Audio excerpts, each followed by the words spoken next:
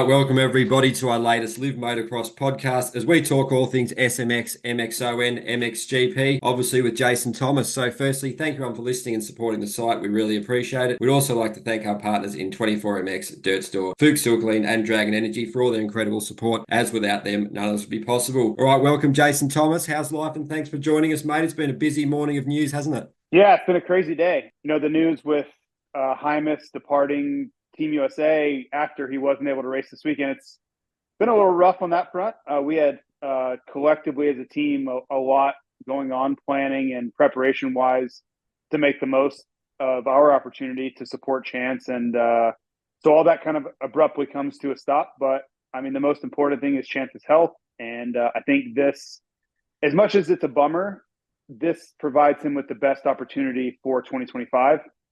So you just have to kind of take it as it comes. Yeah, it's obviously a pretty nasty blow to fly racing, as you were saying, but also for him, because obviously, in motocross, you never know when an opportunity like that arises again. The 250 class is so stacked, and I suppose it makes sense to get that surgery sorted, and obviously it's quite severe at this point, needing to get it done now so it doesn't jeopardize his 2025 season, which I guess is the main focus. But yeah, really sad for him in a lot of ways, isn't it? Yeah, I was doing the math earlier, and he will have surgery on the 24th, which is Tuesday. And by doing that, he's going to save himself at least 3 weeks because of recovery time. Because I was thinking about it, the earliest he could possibly be back would probably be, Monday after Motocross of Nations. And I highly doubt he's going to go straight into surgery on Tuesday. So you figure Wednesday gives him another day. So, something around October 10th or so. That's an extra almost 3 full weeks of recovery. And when you start doing the math of what it looks like 3 weeks extra for whether it's West Coast or East Coast, I would guess he'll ride East Coast. That's a lot. And it doesn't feel like a lot sitting here in September. It feels like you have all the time in the world. But with his specific injury, and I think it's going to be a bit invasive as far as the repair, it's going to take him some time. And I know from their side, he hasn't had a real opportunity to come into a series 100% prepared. I don't know if ever. This year he retore his ACL right before the season started. He had an arm pump surgery done, which was kind of secretive, not on purpose. They felt like they needed to get it done. They didn't want to draw attention to it. That was the week of the race. Of Detroit. So he was not prepared at all for this season. And I think he just wants a real chance to be as prepared as possible. And adding 3 weeks to the timeline jeopardizes that. So I know they're taking it hard. I don't think he would have been 100% in England, which is a whole different thing, for him to go in hurt. And if he was the reason Team USA really struggled, that would be a hard thing to live with. As much as he wants to go and be on the team, if you know that you're going to be the weakest link before you even get on the airplane, that's a really tough setup. So I commend him being willing to step down if he didn't feel like he was going to be 100%. Yeah, given all that, it's super impressive, obviously, that he got the results that he did outdoors and, what a great effort he put in. But yeah, it's obviously a logical choice at this point, mate. And what's your thoughts on, obviously, Webb going? He's obviously keen for it. He's a warrior. He said that he spun some laps on Deegan's bike and he felt good and he's ready to go. So I guess it's been a fairly long while since he's raced a 250, but I guess he's the ideal man to step up and rise to the occasion in a lot of ways, isn't it, mate? So I guess it's all happened really quickly. There was a lot of talk about the staff funding and the finances, and obviously Anstey got some help from the UK side to get him over. So how's it all worked? If you have any insight on that, and just how excited are you for Webb, and how does that sort of make the team look? Yeah, so it kind of all started to unfold on Saturday, to be honest. I talked with Chance briefly, and I've had this injury. I've had this same knee injury and raced through it the way he is. And the way it works is you do all this therapy and icing and do all these things to keep it manageable, and it's okay. You can race 100%. You don't really notice it. You tape it, you brace it, you do all these things.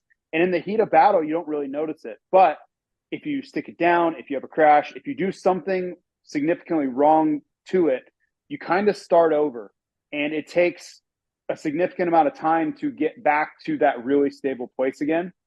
And I think that's where Chance was on Saturday, as he was looking at the situation. He tried to ride on Friday, couldn't do it after a really horrible Charlotte. And he was looking at the situation and going, okay, well, I cannot ride at all and do nothing but just rest, therapy, recovery leading up to the race. But I can't just go there without riding. I haven't tested the different fuel. I haven't tested the different exhaust. I haven't done all these things that you need to do for Motocross of Nations preparation.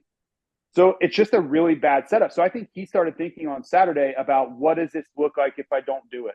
Because I saw him talk, and this is purely speculation on my end, but I saw him talking to other people, other teams, and I think they were kind of asking around like, hey, if I decide to back out of this, are you guys up? Like, will you guys go? Because I think he spoke to RJ. I think the Team USA along with Chance spoke with Star to see if anybody was there, because I don't think he just wanted to bail without some sort of plan B in place. Because I truly believe on Saturday he knew that he was in trouble with this thing. And they spent the next 48 hours working on it, and then they kind of worked all week to get this plan in place. But I truly think all of that started on Saturday, and then we landed finally on Wednesday with Cooper Webb being the choice on Wednesday morning. So that's kind of how I saw it happening. Just the wheels put in motion on Saturday when he couldn't go. But when we land on Cooper Webb, I don't have a problem with this. For Cooper Webb, he is as serious about this race as you could ever want anyone to be. And that's my general rule with this race is I don't want anybody to go that doesn't want to be there, because I think their preparation, their effort level, everything is reflective of that on the racetrack when we get to the event. And that's leading up to it. They half-ass their effort. They kind of don't care. So they just come in not their best self. And if you come into that event less than your best, you will get embarrassed. That's how that event always has been, and it's how it always will be, especially going into a track that those guys know incredibly well. We don't know what their weather will be. You can't afford to be anything but your best. So I know that Cooper Webb will be all in. And I know he had a vacation planned for right after Vegas. He was going to Mexico, canceled. He is 100% reversing all of his plans to be all in on this. And that's what I want to see. Like, in the end, it's up to him, but that's the kind of buy-in I want from riders who are going to make this effort and go race, because that's what this race means. And sidebar, I was watching Gypsy Tales podcast with Adam Enticknap, and they were discussing this Motocross Nations race. And I even commented last night, because I finally watched the clip. It was like a 10-minute clip. And Adam, I respect Adam. How can you not like Adam Enticknap? But his take was that this race doesn't quite mean a lot, and it means more to the fans than it does the riders. And I hated that take. I hated it because I've been to this race so many times, over a decade straight. I've had the privilege of commentating it. I've had lots of friends that have been able to participate. I was probably, in a couple of the weird years, I was probably 10th on the list of riders to pick somewhere, and like, it would be my dream to go, right? And you hear riders like RJ Hampshire last year talk about, man, I just want to be in on this team. You saw Hymas. Hymas texted Mike Pelletier from the AMA every single day after Washougal asking if he could be on the team, right? And that's what I want personally. And does it matter what I want? No, of course not. But it does matter. This is big. This race is bigger than most races. Like, it has the biggest crowds. It means something to race for your country. And it's something that in the legacy of the sport, it will always mean a little bit more. So Adam was kind of like, yeah, it doesn't mean that much, guys. Kind of whatever. If they do good, great. If not, so what? Like, that is absolutely not how I feel about it. And I think Cooper Webb, to bring it back full circle, Cooper Webb feels the same way, and we're going to get his best stuff. Win, lose, or draw, we're going to get his best stuff. And if you want to ask, when somebody says, like, it doesn't mean that much, and that's kind of what Adam was inferring, go back in 2016 to Majora and look at Cooper Webb crying on the podium. You tell me it doesn't mean anything. That's all I can tell you. That dude, one of the hardest dudes you'll ever run into, crying on the podium because he felt like he let his team down. I don't need to say more than that. Yeah, absolutely. Well said, mate. Obviously, being an Australian country that's never won it, it's certainly a big deal over here and for me as well. And look, we know you're a huge fan of Team USA and the event, mate. It's definitely an all-in situation, and it doesn't really get much better than motocross the nation. So, for riders that do it, it is a massive test. It's a huge thing to deal with the pressure, expectations, and just being so far out of your comfort zone. So, any rider that does it, I guess they deserve a lot of respect, like the Team USA last year, mate. But it's just a bit sad that it's another crazy situation for USA this year, like the last couple of years have been. Hopefully on home soil next year it'll be smooth sailing, mate. Ready to win, I guess, but it's been so much bad luck, so many factors at play, like team changes, sponsors, teams going in and out, the support wanes. And I guess, how is that from you? It's pretty disappointing to see it get to this point again, isn't it? Yeah, I mean, I understand the scheduling problems, right? Adding the SMX races makes it just that much tougher. I do certainly understand that, and I can empathize with it to a point. But you know, inserting myself into this equation, I probably raced more than anybody in the field and on a calendar basis every year. So for me, it's hard to kind of wrap my head around feeling really sorry for anybody. Like I just don't, because for me, racing was life, right? Like that. Yes, I appreciated time off, certainly, but if you were going to offer me a lot of money to go see the world, especially race for my country, it's going to be a yes from me every time. So that'll be the interesting thing. Obviously, the rumor is that we'll be next year back in America, and yeah, I mean, look around, you can see all the rumors of where we'll be. But you can bet that everyone will be there sitting with their, sticking their hand up that they want to race for Team USA. So that's a hard thing for me to kind of wrap my head around. You like Chase Sexton was outspoken on one of the shows, that maybe Pulp MX somewhere, saying that, hey man, if you willingly say no, you should be excluded from being picked for a couple of years as your penalty, right? If there's no legitimate reason, you're not switching teams, if you just are like, yeah, and it's always going to be a gray area. Like Haiden Deegan, for example, he says he has a wrist surgery thing. There's also talk that the team doesn't want him to go. I'm kind of like in no man's land on any of it. I don't think that Haiden wants to go. In my opinion, I don't think that Haiden in the end really chose to go, because there's no way in my mind, and I think Cooper Webb just proved that, there's no way in my mind if Haiden Deegan went to his team and Yamaha and said, hey, I'm the best 250 rider in the world, I want to go race this race. Do you think they're going to tell him no? That's the question I would pose to anybody saying the team didn't want him to go. That's never going to happen. They literally are going to move heaven and earth to get Cooper Webb there right now. So you're telling me they're not going to send their best 250 prospect on the planet?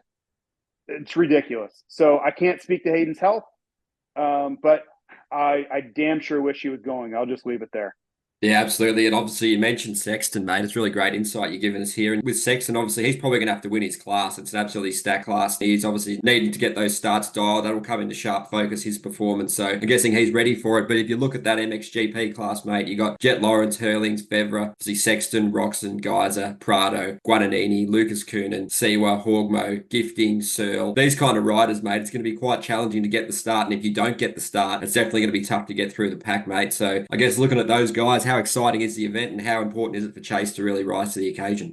It certainly is. I'm worried about the starts for Chase, especially against those riders on those motorcycles. They are so dialed in on those starts, and their grid, the grid behind the gate, the great, however you want to, whatever phrasing you want to use, is different than ours. So it's not unfair, but they're just going to be a little bit ahead of the game because they have everything so dialed in. We typically have to use different fuel. We'll have to change our exhaust. We have subtle changes on top of using a different grid system. And that doesn't mean we can't adapt and overcome. It's just another challenge for a rider who has proven to really struggle on the start. And that's problematic for Chase in this scenario. So I'm a little bit surprised that the teams, including Team USA, haven't been a little strategic with putting one of their marquee guys in the open class and going for that moto win against the MX2 riders. Like, to me, that is a strategic move that should have been thought when they everybody's like, yep, Prado, Fevra, Geiser, Hurling. She's like, holy crap, that's a lot of talent in MX1. Maybe let's take a guy And I don't know who would have made the first move, and maybe it would have turned into just a complete chaos. But I do think there's an opportunity, and I don't know if that should have been Chase and put him in that moto. And he's certainly going to get a better start because half the field is MX2 riders. And then it's arguable that he's the best rider in the field anyway. Maybe he goes, whatever happens in the MX1, MX3 moto, maybe he wins, maybe he gets a fifth, whatever. But like a 5-1, that's a pretty damn good day, and then hopefully Webb can pull something out. I don't know. I just think for someone, there's a missed opportunity there of grabbing that moto win in the MX3, MX2 moto. But to your point, yes, Chase Sexton, the absolute most critical part of his race will be the first 100 meters. No question about it. Yeah, absolutely. Well said. It could be a really good option, what you've just mentioned there. Obviously, you'd back Chase to win the class, obviously, more so in that one. Obviously, Open's got Hunter Lawrence, Natsuki, Plessinger at this point, but, Sexton could, Renault, Pansar, Koldenhoff, Bonacorsi, Nagel, Yago's obviously in Team Belgium now, Guillot, Fernandez, Toondell and Muse, and obviously Coulis is racing too, mate, Dylan Wright. So there's a lot of guys that are excellent in there too, but definitely the chance of Chase winning that's elevated, isn't it? Well, yeah, I mean, you name all those great riders, right?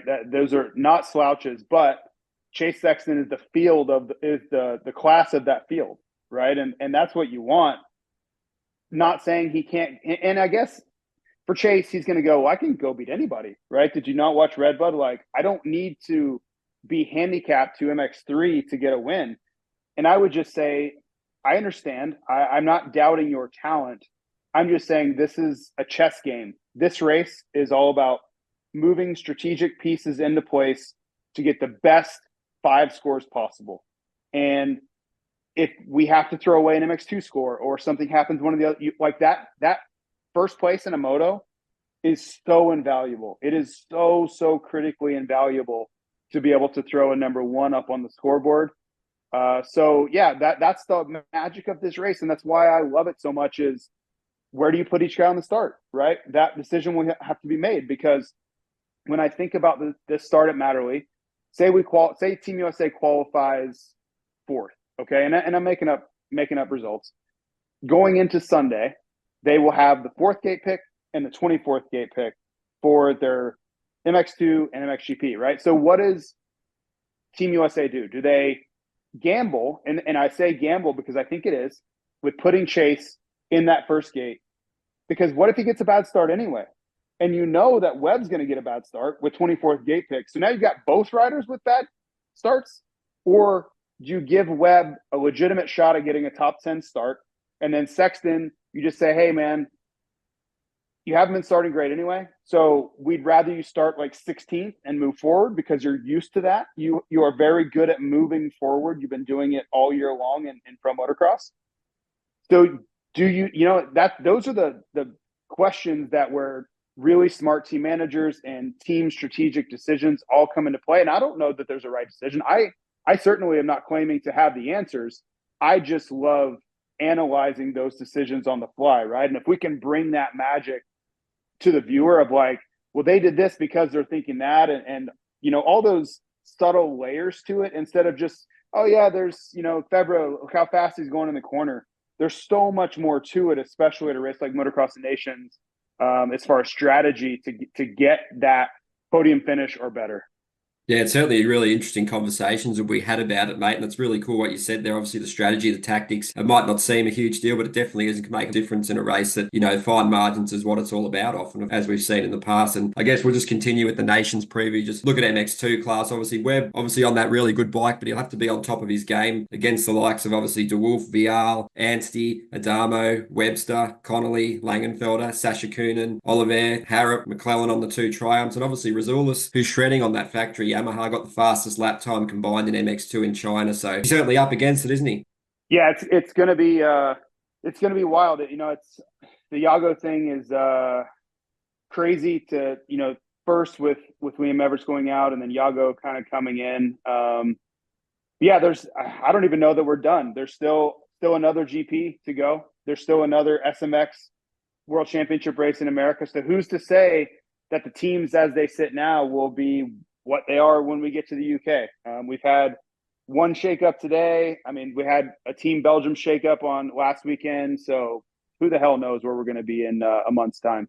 Yeah, I guess it's just a lot about survival for these guys, and you saw that firsthand at the Texas SMX, mate. I guess just do a little recap on the weekend from you. A lot of key takeaways are obviously the track, the weather, obviously brutal for you as well, mate, as well as the riders out in those conditions. So I guess how have you bounced back from the conditions? And I guess a lot of the talk have been about the track and just a lot of negativity surrounding it, sadly, which is not a good look for this SMX series. But I guess the racing, you can't really deny it, especially that first 450 one. It was really good, and it's shaping up really well for the finale in Vegas, isn't it? Yeah, it was a hot one. I didn't have to do a lot. I'm kind of standing around, waiting, but I will say that I was really, really warm. I was sweating I'm going to say I was probably outdoors without a break in the sun. Well, I had some shade, but I don't know, 5 hours straight, something like that. And, it was one of the hottest races I can remember in a very long time. And I didn't stop sweating the whole time, and that's nothing compared to the guys that are riding. I totally get it, but just to relate what those guys, the stress they were kind of under, it was hard to just be out there, and for that extended amount of time. And I've got long pants on and all these things, and I'm running around trying to interview people too, which isn't helping. But the conditions were really tough. The track conditions were probably even tougher. It was not an ideal weekend as far as track conditions go. I think that's probably being kind about it. But it was a tough setup. It was incredibly hot, right? Which means they're going to have a tough time keeping moisture in the dirt. And that Texas dirt is so hard packed once it sets in, adding water to it just makes it worse. So it was a really difficult set of circumstances that the track crew was dealing with. I spoke with them, and they were saying just the dirt they had was not ideal. It didn't absorb moisture. And once that's the thing really in a nutshell, is once you lost that dirt, it was gone.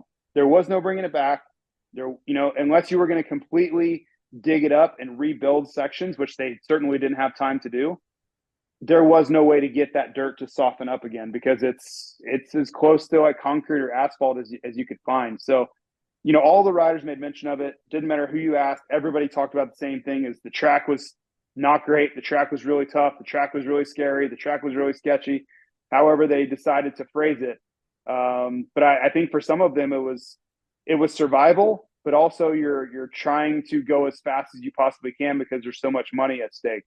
And I wish we had a way to show every crash that kind of happened throughout the day, because we've only got a limited amount of time to show the battles and the guys up front, but there were people crashing all over that racetrack. And just a testament to how brutally difficult this sport can be sometimes. That was a tricky one. Yeah, absolutely, mate. It definitely looked like a minefield and a war zone. You've heard it described as and all this kind of thing. But I guess looking towards Las Vegas, what are some of the key storylines you're looking forward to, mate? Obviously on your industry seating podcast, you mentioned some really great stuff in there and it was a good preview. And obviously Jet, look for him to come out swinging. I guess he wasn't happy after Texas, was he, mate? He expects better from himself, and he knew that, if he just cleaned things up just a touch, which is easier said than done, obviously it could have been his day. And really cool to see, obviously, Hunter getting that first 450 overall win in SMX. So I guess it's a big thing for him to finish the season in style on that 450 rookie. It sort of goes under the radar a little bit in the shadow of his brother, but he's had an amazing year, hasn't he, mate? Would be pretty cool to, have a really good end. And like we discussed, he gave up a lot of money last year missing that SMX last round through injury, didn't he? So it'd be a nice little change of events for him to come out on top, wouldn't it? Yeah, it's going to be a crazy weekend, and this winner take all scenario.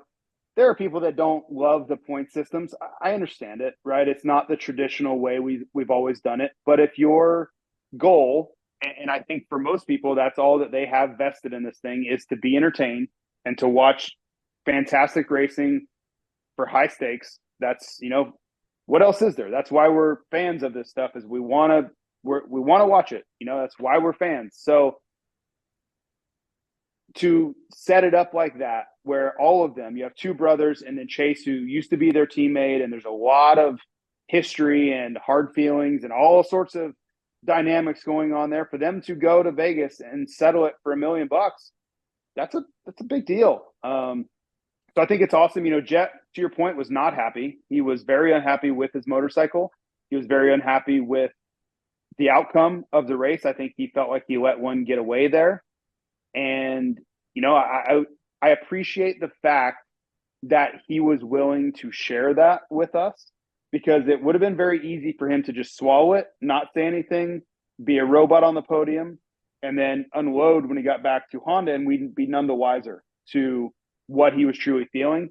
And to those people that were booing him on the podium, please don't come to the races anymore. And I know my bosses would probably tell me, don't tell people not to come to the race. I get it, but like, I cannot express enough how much I hate booing like that, right? And like, you could see Jet's displeasure. He's like, man, I'm just trying to explain like my thoughts. Like, I was really struggling with the bike. I didn't, he didn't say I would have won if because of this, or Chase isn't any good, or he didn't like go after people. He just was trying to be transparent. And if what I can tell you about that and what I hate, why I hate it so much, because it's not that they don't have the right to boo him. They do. They paid their money. They have that right. But what I don't like about it is if you do that to these guys enough, they're going to give us nothing. They're just going to say, you know what? Anything I say, people don't like it. So I'm just going to say nothing. And I'm going to say, yep, track was tough. We'll get him next week. And he'll walk away, right? And he's not going to give us insight. He's not going to make it more interesting. He's not going to tell us what he really thinks. So if that's what you want, then sure, boo him, right? Like, boo this kid at 21 who's really not done anything wrong. He's reshaped the sport. He's won every championship that he could ever win up to this point. Like, there is absolutely no reason to boo him. Doesn't mean you have to like him. He may not be your favorite rider at all. That goes for all these guys. But booing him, I don't feel is appropriate. And if anything, it's probably just going to fuel Jet that much more going into Vegas. So that's going to be a great setup. An angry Jet Lawrence is a very dangerous Jet Lawrence for the rest of the field.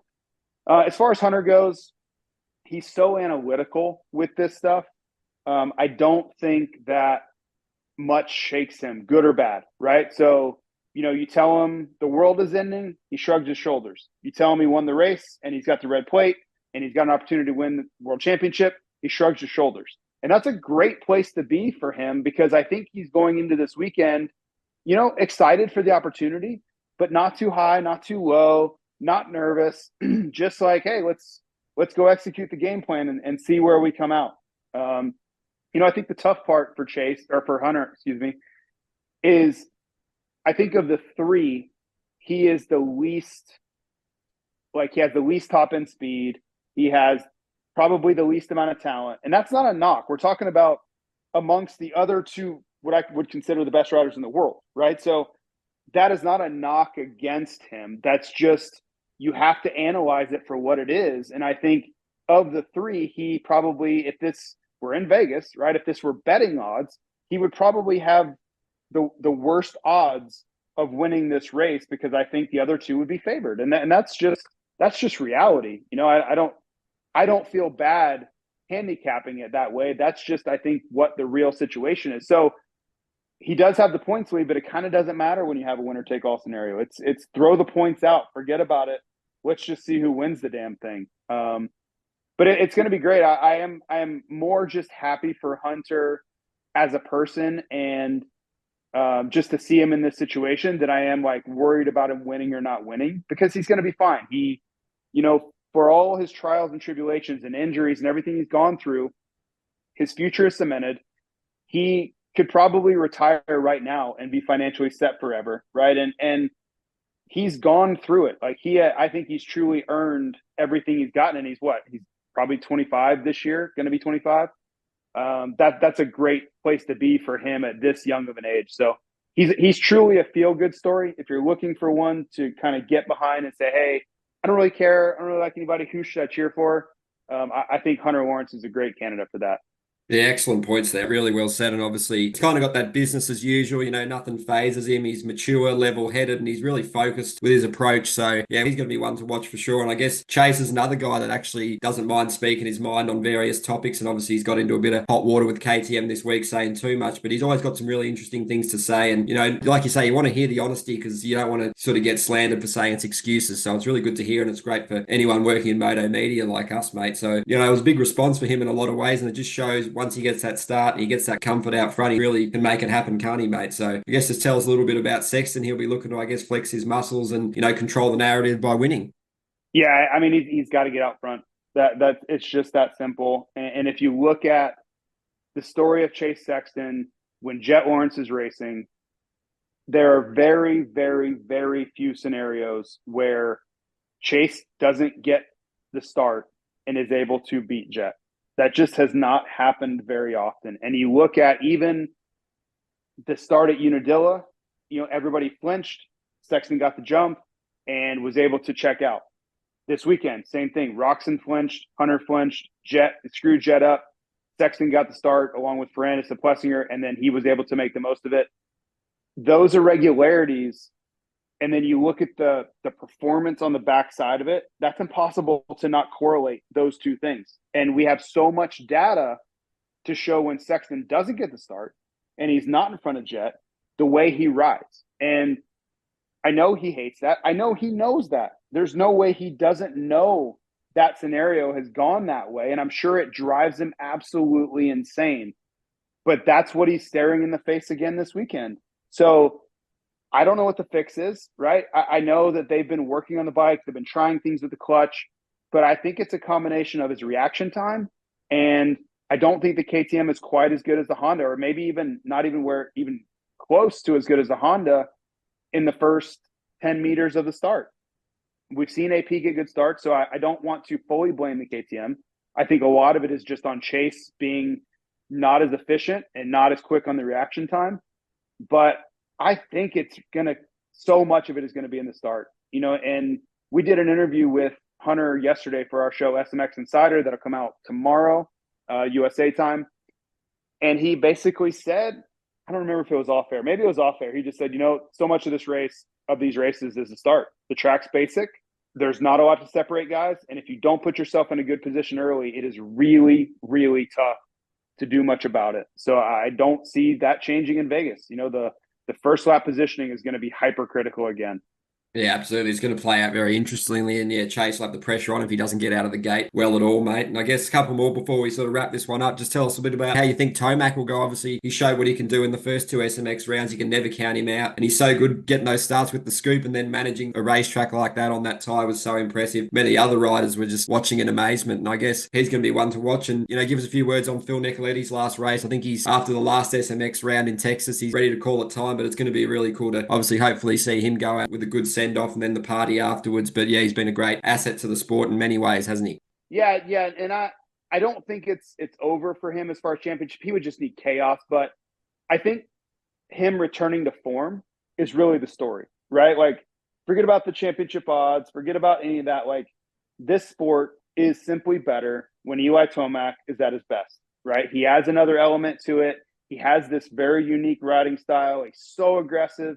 And especially when you look at the silky smooth way that Sexton, Hunter, and Jet go about their business, and then you see Eli Tomac where it's just all assholes and elbows, it's just very different than that, right? Like, it's the complete opposite end of the spectrum from those guys, and we need that. We need those guys that look different, they do it differently, their style's different. Even, like, you could say Cooper Webb when he's in the mix too, like, he's not blitzing the whoops the way those other guys are brilliantly. He's jumping through them. Like, he's got to find other ways to win. And I think Tomac is the same. Tomac can't just be super precise and tiptoe around the inside. He's got to hammer the outside with, 65 horsepower. Like, that's the only way he can really do it. So I love that. I love that he's back. And, the upside is that I think in normal circumstances, most of these guys are going to come into 2025 all 100%, right? You look at Webb should be back to his best form. Tomac should be back as good as he's going to get. Jet should be fine. Hunter should be fine. Sexton should be fine. Hopefully Roxon has a healthy offseason. Like, all these guys, we might have the perfect storm coming into Anaheim. And we always talk about that, right? It's like, oh, everybody's ready, but that's not always, if you really dig a layer or two beneath the surface, it's not that way. Sexton was nowhere near ready coming into Anaheim last year. He was still having what he calls meltdowns during the week with the motorcycle right up into A1. Tomac was not near 100%. So this year, I think we have a chance for it, which is really, really exciting. And Tomac will be a huge piece of that puzzle. So there's a lot to go on between now and then. 2 huge races left, but I'm already starting to think about what 2025 can be. Absolutely. It's exciting times ahead. It feels like a long way away, but it really isn't that far when you look at it and just how quick time goes with all the off-season racing and the Nations and the MXGP finale. There's going to be a lot going on for you too, mate. And obviously just the 250s, I guess Deegan's kind of just flexing his muscles, like you said on the broadcast, mate. He's just seeing the track differently. He's just got all the hallmarks of a future star, that's for sure. And once he gets the whole shots as well, it's just no chance, like VR was saying. I got some all right starts, but 5th and 6th isn't going to cut it against someone like Deegan. So yeah, you just can't really sort of praise him enough, can you, at this point? Obviously, you can say what you like about his off-track commentary, but the on-track stuff, it's undeniable, isn't it? Yeah, he's really broken out this SMX, and you can even say in pro motocross, right? But he's shown follow through in this SMX, which I think is really important. And you look at last year's SMX, he won the championship, but didn't win an overall. He won pro motocross, but you look down the stretch, he didn't win all that much down the stretch. Levi Kitchen won 3 out of the last 5 overalls. Deegan was good, don't get me wrong, but it was more he was consistent and kept padding his points through attrition than it was just absolute dominance down the stretch. And here he is dominating in September. So I think it bodes really well for him. The key for Deegan in 2025 will be, can he have this same level of performance in the whoops? Because that's where he really struggled in 2024, was in the whoop sections. You could even say in 2023, he just wasn't, it's not terrible. It's not, prohibitive to success, but to be dominant, to be this level where everybody knows he's the best guy, he has to clean that part of his game up. So that's what I would, if I was advising him, which I'm certainly not, I would say, hey, you need to work with the best guys and you need to really focus on the whoops all the time. And there are specific ways to do that. They can build what they would call like a whoops track, where it's whoops, a berm, and it's just a circle. There's 2 straightaways and whoops on each straightaway and a berm in between. And all you do is come out of the turn, hit the whoops, go into the next full berm, hit the whoops again, and you just do that over and over and over. And I've watched it, I've done it, but guys like Davey Millsaps, some of these guys that are the best riders in the whoops we've ever seen, that's how they perfected their craft. That's how they did it. They got to a point, and I heard a saying from, and I might use this on the broadcast this weekend because I was just thinking about it today. But there's a saying, I have to look it up, who the hell said it. So I'm not putting this together very well for you, Ed. But so good. The premise is that you don't practice it so much that you can get it right. You practice it so much that you can't get it wrong. That's the way these guys are. The best guys in the whoops in the world, they could hit the whoops 10 million times and not make a mistake. That's where you need to be. And I think if Deegan can get there for 2025, you're going to see him dominating Monster Energy Supercross the exact same way he did for most of Pro Motocross, the exact same way he is in SMX, because everything else is there. The starts are there, the aggressiveness there, the confidence is there, corner speed's there. It's just that last piece of the whoops that'll not only allow him to win next year in Supercross, but it's going to be hypercritical for him in 2026 when he has to battle Jet and Hunter and Chase and Tomac might not be there. But the best guys in the world, you can't have a hole in your game like that. You simply can't. Yeah, it's true. It's awesome to hear. And obviously, like you said, removing that margin for error, you want it to be consistent, reliable, and then obviously that leads to being a durable rider. Someone like Dungey, if you can stay fit, you can keep building your base. The championships should come, especially for a rider as talented as Deegan. And so, yeah, it'll be interesting to see, he puts in the work and how he comes out next season. But I guess a couple more on, SMX this weekend. How excited are you? What are the sort of key things to look at for the track? Obviously, we've spoken about, the heavy hitters, but is there anything sort of, that's jumping out to you about the track and the format and the layout? Obviously, the SMX 250 All-Stars, obviously it's cool. Cole Davies and Minnie, a couple from down under New Zealand and Australia, respectively, will be racing that. So just a couple more closing thoughts on that too, mate. Yeah, no, it should be good. The track's going to be really basic. The concept of having Supercross and Motocross on one track without whoops, this was a rule. They're not allowed to have whoops. This was a request and requirement by the teams to go racing, was because they can't build the motorcycles to handle the whoops and outdoor motocross correctly. So they're like, hey, you're going to get us with a lot of injuries if you do certain things with the racetrack. So if you're wondering why you're seeing relatively basic racetracks, it's because the teams ask for this. It's like, hey, if you're going to try to do both, you're going to have hybrid tracks, then don't go extreme on both angles. You can't have fifth gear straightaways with sand rollers and rhythm sections with quads in them, because we can't build a bike that is safe for both of those things. So you're going to get a basic racetrack again. The weather's going to cooperate somewhat. It's not going to be crazy hot, but also we're going to be racing at night, which is going to help. They're going to be able to keep more moisture in the racetrack. When they fix it for the night show, it's going to kind of hang in there versus what it would do at 4 o'clock in the afternoon in 98-degree temperatures. So that will certainly help. But overall, as a theme for the track, it's still going to be the start. The start is going to be not everything, as we saw Tomac in the first moto, but a huge, huge part of the story. And so, yeah, I would focus on the start.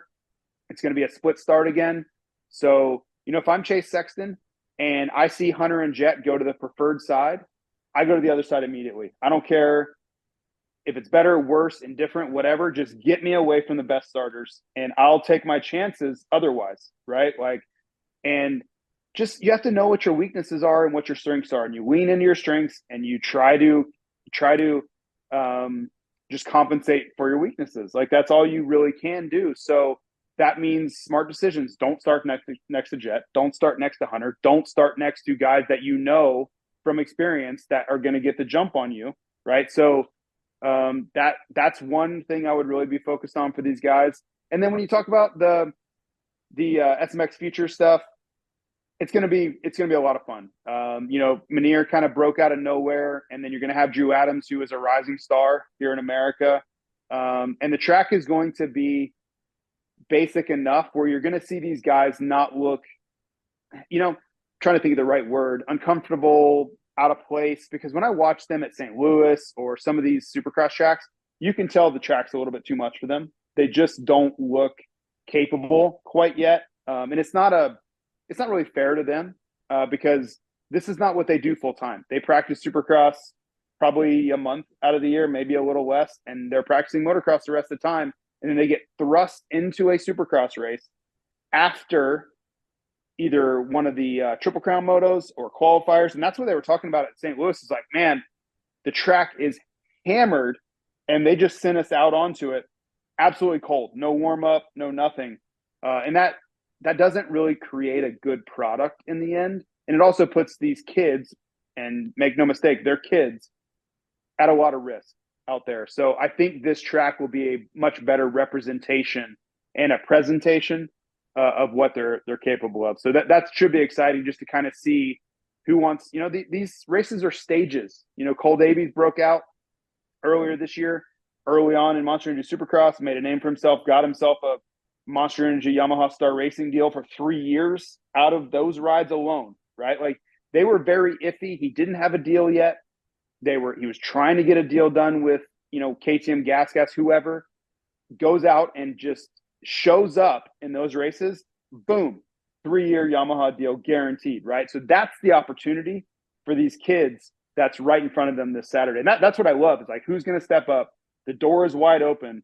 Who's going to walk through it? Yeah, absolutely. It certainly adds to the excitement. Obviously, what you said firstly about the bigger classes and obviously the youngsters, it's a nice little bridge, I guess, between that Supercross step, because it is a massive step, like you said. And finally, mate, MXGP, obviously, you kind of got your wish in a way with Prado getting the win, and guys are having some adversity to lead us into that huge finale in Spain on home soil for Prado. I guess it's a bit of a sort of farewell in some ways. He goes to the Nations, and then it's Supercross time. So a lot of eyes will be on him, no doubt there. And yeah, guys have really picked the worst time to have the worst day of the season for him, mate. That Moto 1 was a disaster, and luckily he got points. Obviously wasn't a huge entry list there, but yeah, he sort of came away. I believe if he wins all three, the qualifying race and the 2 motos, he'll finish level, but Prado will still win, by virtue of having more race wins. So Prado took advantage. The stage is set for him now, isn't it? And another one about Hurlings was riding with 2 broken ribs and obviously that burnt arm. So from Turkey, what a weapon. Another sort of impressive feat by him, and he's back at it riding the British again this weekend, looking to wrap up that title.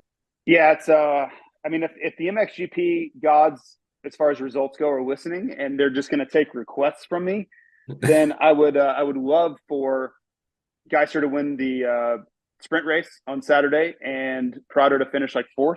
And let's just bring this thing close together. Let's tighten it up, going into Sunday. But in all seriousness, yes, selfishly, I wanted it to be really tight or Prado to be in the lead going into Spain because it's going to be just the most epic backdrop ever. You know, Prado's last MXGP in Spain with a chance to win another world championship. You know, for people who have never been in that environment, been to Spain in general, been around those fans, they are some of the most enthusiastic fans you'll ever see on this planet. So they're going to be going absolutely bananas. It's going to be sheer chaos, and I can't wait to see it. It's just going to create the best environment for a race. And that's just the final MXGP race, let alone Motocross of Nations. But that's going to be just epic all the way around. You know, Geister that had to be a very, very long plane ride for many reasons for Geiser on the way back home, just knowing he went in with the lead, and now he's got this really, really arduous task ahead of him to go beat Prado 3 times on home soil. That is brutally tough as an ask. And it's racing. Anything can happen. Prado could crash on Saturday and be done. We don't know. But the script flipping for Geiser was in the nastiest way possible. So I'm looking forward to it.